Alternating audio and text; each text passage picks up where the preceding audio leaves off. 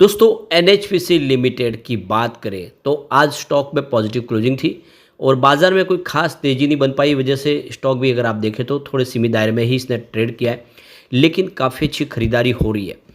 अब NHPC green energy sector से संबंधित कंपनी है।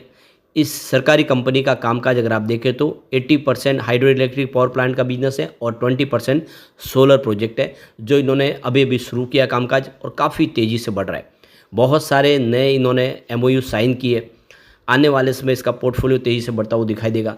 जो कंपनी पिछले 10-20 सालों में कोई खास प्रदर्शन नहीं कर पाई, अब इसके अंदर वो पोटेंशियल है कि आने वाले समय एक अच्छा रिटर्न दे सके। तो क्या इस लेवल पे खरीदारी करनी चाहिए?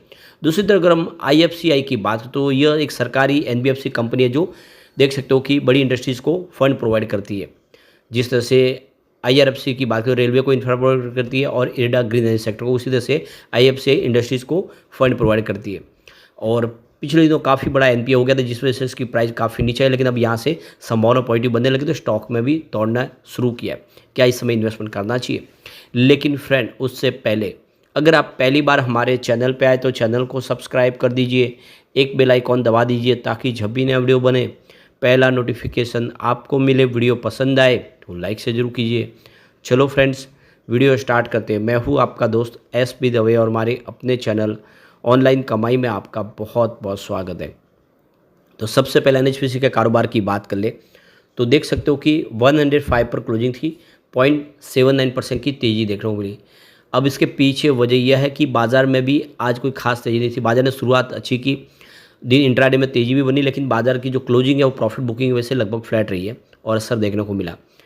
अब एनएचपीसी की परफॉर्मेंस देखें तो पिछले 5 सालों में इसने 369% का पॉजिटिव रिटर्न दिया है।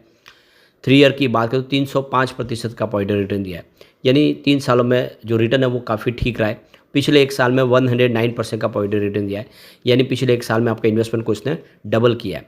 3 मंथ की बात करें, यहाँ पे 12.81% की तेज़ी बनी है, जो ठीक ठाक है। और पिछले 1 महीने में 4.63% की तेज़ी बनी है। वन डे के हिसाब से 0.71% की तेज़ी। ओवरऑल अगर आप देखें तो इसने कोई उतना अभी तक खास प्रदर्शन नहीं किया। पिछले 2-3 महीनों में स्टॉक कंसोलिडेट हुआ है, 2 बार 118 जाके वापस नीचे भी आया है। अब इंट्राडे का लो 104 का था, हाई 105 के आसपास है। 52 वीक का लो इसका 48 रुपीज़ है और हाई 118 का जो इसने पिछले दिनों बनाया था। और आप देख सकते हो कि उस लेवल से स्टॉक अभी काफ़ी नीचे है। एंट्री की जा सकती है क्योंकि अभी स्टॉक में करेक्शन काफ़ी ज़्यादा हो चुका है। अब यहाँ पे जो बड़ी अपडेट निकल के आ रही है, एनएचपीसी लिमिटेड ने नोटिस के माध्यम से एक्सचेंज को जानकारी दी है कि उनके शेयर ट्रांसफ़र एजेंट को बदल दिया उन्होंने। यहाँ पे देख सकते हो कि कंपनी की तरफ से जो फैसला लिया उसमें जो आरटी एजेंट है वो अब बदले गए हैं। तो देख सकते हो कि पहले यहाँ पे देखो उनके जो आरटी एजेंट थे वो अलंकित असाइनमेंट लिमिटेड थे, जिसको बदल के इन्होंने केफिन टेक्नोलॉजी लिमिटेड को काम सौंप दिया है। तो कंपनी की तरफ से अपने शेयर ट्रांसफ़र एजेंट को बदला गया है। तो यहाँ पे एनएसडीएल यानी नेशनल सिक्योरिटी डिपॉजिट लिमिटेड की तरफ से भी यहाँ पे जो है नोटिस जारी किया है। उसमें कहा गया है कि देख सकते हो कि आरटी एजेंट जो है उसको बदला गया है और अब आप देख सकते हो कि जो कामकाज है वो केफिन टेक्नोलॉजी के पास होगा, वही आगे से इनके शेयरों की देखभाल करेगी और जो भी बॉन्ड्स वगैरह का जो कामकाज है उसके ऊपर निगरानी रखेंगे। तो कुल मिला के देख सकते हो कि एनएसडीएल की तरफ से इसकी जानकारी दे दी गई है। अब यहाँ पे रिजल्ट भी आने वाला है हमारे सामने। 7 अगस्त को ही कंपनी अपना रिजल्ट डिक्लेयर करेगी, बुधवार के दिन, और काफ़ी कम समय रह गया है। आप देख सकते हो कि आने वाले 6-7 दिन में रिजल्ट हमारे सामने होगा। इस बार उम्मीद है कि रिजल्ट बेहतर होगा। पिछला रिजल्ट उतना ठीक नहीं था, लेकिन इस बार काफ़ी संभावना पॉजिटिव बनी हुई है और इसी वजह से कह सकते हैं कि ये ग्रीन एनर्जी सेक्टर का जो स्टॉक है आने वाले इसमें कमाल कर सकता है। काफ़ी मजबूत इसका पोर्टफोलियो और काफ़ी प्रोजेक्ट है जो कंपनी अब शुरू कर चुकी है। कुछ डील हुई है, उन डील को चेक करते हैं आखिर डील का नज़रिया क्या है। तो सुबह 9:15 पर 105 की प्राइस से 2,04,000 शेयरों की एक शानदार खरीदारी हुई। तो फिर 9:16 पर 105 की प्राइस से 1,94,000 शेयरों की खरीदारी और हुई। उसके बाद 9:20 पर 104 की प्राइस से 2,14,000 शेयरों की एक बिकवाली हुई। तो उसके बाद 9:48 पर 105 की प्राइस से 2,05,000 शेयरों की खरीदारी हुई। उसके बाद 9:59 पर 105 की प्राइस से 1,97,000 शेयरों की खरीदारी और हुई। तो फिर 10 बजे 105 की प्राइस से 2,15,000 शेयरों की एक शानदार खरीदारी और हुई। उसके बाद बाजार क्लोज होने के समय 3:22 पर 105 की प्राइस से 1 लाख शेयरों की एक बिकवाली हुई। तो 3:24 पर 105 की प्राइस से 1,49,000 शेयरों की खरीदारी हुई और फिर बिल्कुल बाजार क्लोज होने के समय 3:28 पर 105 की प्राइस से 1,42,000 शेयरों की शानदार खरीदारी हुई।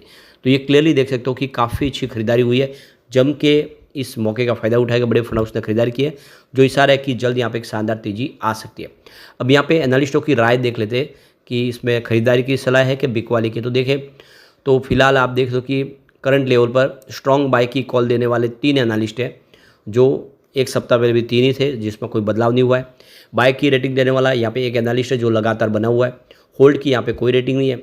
सेल की रेटिंग देने वाले 2 एनालिस्ट है जो एक सप्ताह पहले भी थे और स्ट्रॉन्ग सेल की रेटिंग एक एनालिस्ट की तरफ से दिया गया है जो लगातार बनी हुई। तो टोटल 7 एनालिस्ट है जो इस स्टॉक को इस समय कवर कर रहे हैं, जिसमें से आप देख सकते हो कि जो 4 की राय है कि उसमें आपको खरीदारी करनी चाहिए और 3 की राय है कि इसमें आपको बिकवाली करनी चाहिए। तो जो पलड़ा भारी है वो खरीदारी का ही है और इसीलिए लग रहा है कि स्टॉक आने वाले समय यह बेहतर प्रदर्शन कर सकता है। और वैसे भी बहुत सारे PSU दौड़ चुके हैं, यह PSU स्टॉक अभी तक नहीं दौड़ा है, आने वाले समय में ज़बरदस्त प्रदर्शन कर सकता है क्योंकि ग्रीन एनर्जी सेक्टर से ये संबंधित स्टॉक है, तो दाव लगाना चाहिए जरूर।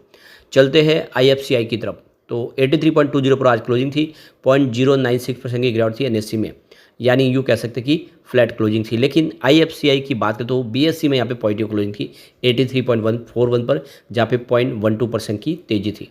कुल मिला के आज इसने कोई खास प्रदर्शन नहीं किया, फ्लैट रहा। फ्राइडे को काफ़ी अच्छी हमने तेज़ी देखी थी। अब यहाँ पे इसकी प्रदर्शन को देखें तो पिछले 5 सालों में इसने 1018% का ज़बरदस्त रिटर्न दिया है। 3 ईयर के हिसाब से 500% का शानदार रिटर्न दिया। पिछले 1 महीने के हिसाब से 522% की तेज़ी बनी है। और यहाँ पे 3 मंथ की बात करें तो 81.59% का इसने दौड़ लगाई है। पिछले 1 महीने में देखें तो 35.35% का शानदार रिटर्न दिया है और वनडे के हिसाब से 0.09% की तेज़ी बनी है। ओवरऑल देखें तो इसका प्रदर्शन काफ़ी बेहतर रहा है।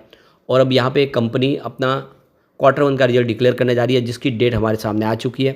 तो 8 तारीख को, इसी महीने की 8 तारीख को रिजल्ट हमारे सामने होगा। अगर हम पिछले दिसंबर और मार्च रिजल्ट को देखें तो काफ़ी बेहतर था मार्च। टोटल इनकम की बात करें तो 469 करोड़ के आसपास थी दिसंबर में, जो मार्च में बढ़ के 708 करोड़ हो गई। TI ग्रोथ की बात करें तो 23.22% डाउन थी दिसंबर क्वार्टर में, जो मार्च में 50.78% अप हुई। टोटल खर्च की बात करें तो 252 करोड़ के आसपास था दिसंबर में, जो मार्च में बढ़ के 285 करोड़ तक पहुंचा। टी ग्रोथ देखें तो 578% डाउन था दिसंबर में, जो 12.87% अप हुआ मार्च में। EBITDA देखें तो 217 करोड़ के आसपास था दिसंबर में, जो मार्च में बढ़ के 423 करोड़ तक पहुंच गया। EBITDA ग्रोथ देखें तो 67.35% डाउन था दिसंबर में और देख सकते हो कि मार्च में ये आपको बढ़ते हुए 94.94% तक ज़्यादा वो दिखाई दिया। इसके अलावा अगर हम इसके PAT की बात यानी प्रॉफिट आफ्टर टैक्स तो 39.32 करोड़ के आसपास था दिसंबर में, जो मार्च में 157.32 करोड़ तक पहुंच गया। ज़बरदस्त जंप देखने को मिला है। PAT ग्रोथ देखें तो 77.24% डाउन था दिसंबर में, मार्च में 300% अप हो गया। इसके अलावा EBITDA मार्जिन देखें तो 46.19% था दिसंबर में, जो मार्च में बढ़ के 59.72% हो गया। नेट प्रॉफिट मार्जिन देखें तो दिसंबर में 8.37 था, जो मार्च में 22.20% तक पहुंच गया। अब बेसिक EPS की बात करें तो मात्र 0.07 रुपीज़ के आसपास था दिसंबर क्वार्टर में, जो मार्च में 0.54 रुपये तक पहुंच गया। तो कुल मिला के देख सकते हो कि मार्च का जो रिजल्ट है दिसंबर के मुकाबले बहुत ही शानदार था और आशा है कि इस बार जो रिजल्ट होगा वो इससे भी बेहतर हो सकता है। तो एक अच्छी तेज़ी की संभावना बन सकती है स्टॉक के अंदर।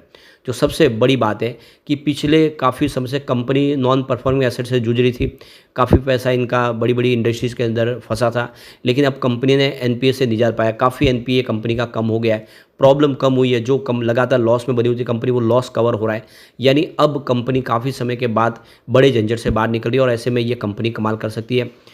इस बार सरकार ने भी देख सकते हो इंडस्ट्रीज़ के लिए भी बहुत सारी नई स्कीमें लाई, जिसका फ़ायदा उठाया जा सकता है। वैसे भी अगर आप कंपनी गवर्नमेंट की तरफ से जो PLI स्कीम लाई जा रही है, जिसका फ़ायदा भी IFCI को हो रहा है। इसके अलावा जो नई स्कीम लाई गई है FAME2, उसका भी बेनिफिट कंपनी उठा रही है। ऐसे में आप देख सकते हो कि ये स्टॉक आने वाले समय शानदार प्रदर्शन कर सकता है। कंपनी की 6 सब्सिडीज़ कंपनी जिसके माध्यम से काम होता है, जिसमें IFCI factors, IFCI ventures capital limited funds, IFCI financial service, IFCI infrastructure development, इसके अलावा MPCON, stock holding corporation of India, ये 6 सब्सिडीज कंपनी जिसके माध्यम से कंपनी अपना काम करती है। तो कुल मिला के लग रहा है कि रिजल्ट के बाद एक अच्छी तेज़ी आ सकती है। और PSU स्टॉक जो अभी भी नहीं दौड़े उसमें से NHPC और IFC ये दोनों ही अभी भी काफ़ी फेयर वैल्यू पे दाव लगा सकते हैं इसमें। लेकिन फ्रेंड, कोई भी इन्वेस्टमेंट करने से पहले अपने फाइनेंशियल एडवाइजर से बड़े ले ले या अपना खुद का रिसर्च करें, क्योंकि मैंने वीडियो आपके एजुकेशनल पर्पज़ के लिए ही बनाया। वीडियो पसंद आए तो लाइक से जरूर कीजिए और चैनल को सब्सक्राइब कर दीजिए। Thank you friend.